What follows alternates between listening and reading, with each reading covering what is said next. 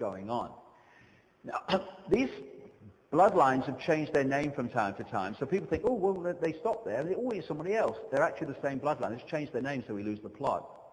And the secret societies have done the same. Like I said earlier, the Freemasons would just change their name. They've actually existed all the way through, but that offshoot just became known as the Freemasons in the 1700s. I'll give you an example of how this works. Around the time of the Crusades, 1200s, there were 3 knights organizations which emerged around the same time in Jerusalem, which are still going today and have among their number the top people in global politics, business, banking, military, etc.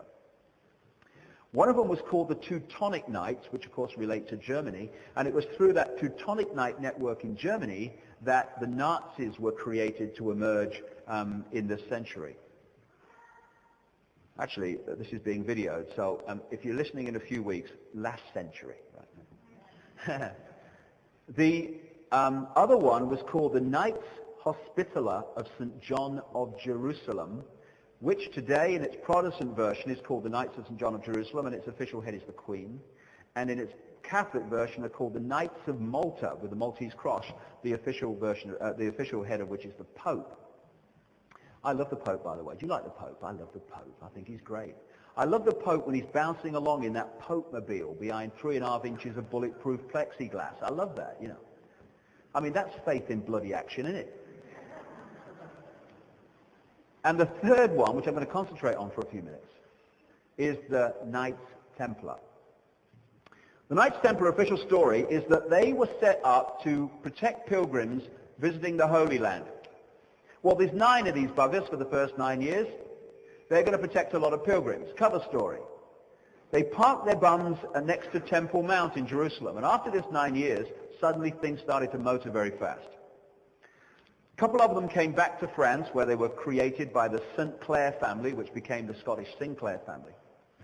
And suddenly they started to sign up and recruit some of the noble families of France and Europe. And to join the Templars, you had to give them your wealth and land, so they seriously knew something. As a result, the Templars became massively wealthy. And they had in Paris and London their 2 financial centers.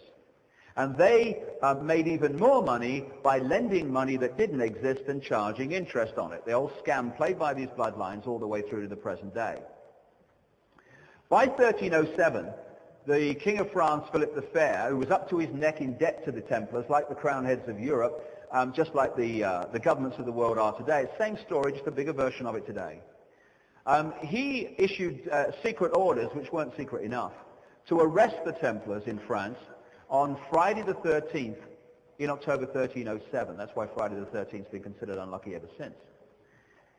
Some of the Templars were arrested, most of them got away, and they went, because they had a massive fleet by this time, in 2 directions for sure, probably 3. The probably was to the Americas, because of the Phoenicians that went long before, among others. They knew in this underground stream of knowledge that the Americas existed long before Columbus got himself in his ship. But the 2 places they went for sure, first of all, was down into Portugal, where they operated behind a Christian front called the Knights of Christ. The most famous Grand Master of the Knights of Christ was a guy called Prince Henry the Navigator. And this is extremely relevant because one of the sea captains close to Prince Henry the Navigator was the father-in-law of Christopher Columbus. Christopher Columbus was not looking for India and kind of tripped over the Americas. Oh, what's this? Knew it was there. They knew it was there for a long time. This was just the time to start occupying the Americas and destroying those cultures. So Columbus played the photo opportunity to do it. And Christopher Columbus was employed by 2 of the key bloodline families. One of them, the House of Lorraine, a key family to this day. The other family was the de Medici family. The de Medici family funded and sponsored Leonardo da Vinci, the Grand Master of the Priory of Sion. And the de Medici family and the House of Lorraine employed 2 other famous people. One was Christopher Columbus. The other was Nostradamus. Nostradamus' phenomenal knowledge compared with the rest of the population didn't just manifest out of midair. He had access to this underground stream of knowledge that has been held outside the public arena. And the House of Lorraine remains a major bloodline to this day. The other guy who discovered, it says here, North America, was called John Cabot. Conventional history has never put Columbus and Cabot together, but you can, not least through a Freemasonic historian called Manly P. Hall in America, who shows that both Cabot, whose real name was Giovanni Caboto, a naturalized Venetian, and Columbus operated in Genoa at the same time and were members of the same secret society network. Columbus finds there, Cabot leaves the Templar port of Bristol to find that within 4 or 5 years of each other. Just a coincidence, nothing to worry about. It's all orchestrated. Now this is Chris. Interesting story, interesting question really. Why did they call him Columbus when he used to sign his name colon? I think they used to call him colon because he was full of shit. No, they didn't. No, it was really bad. But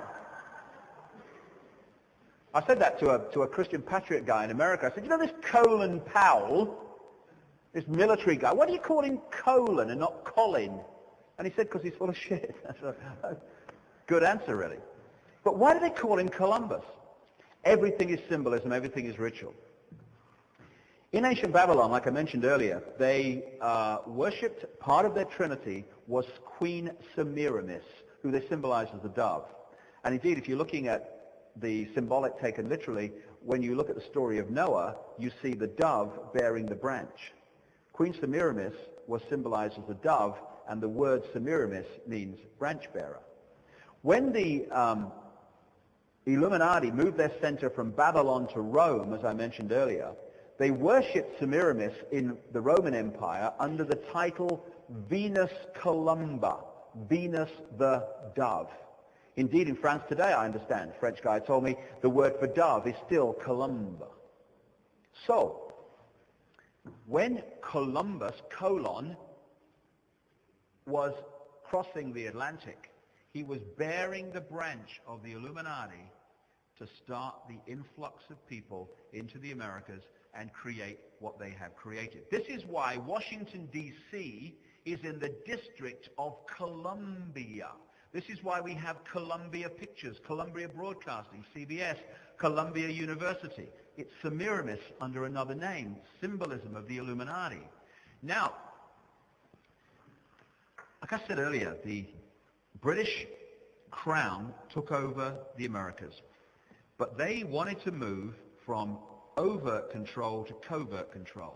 Enter a number of people known as Founding Fathers.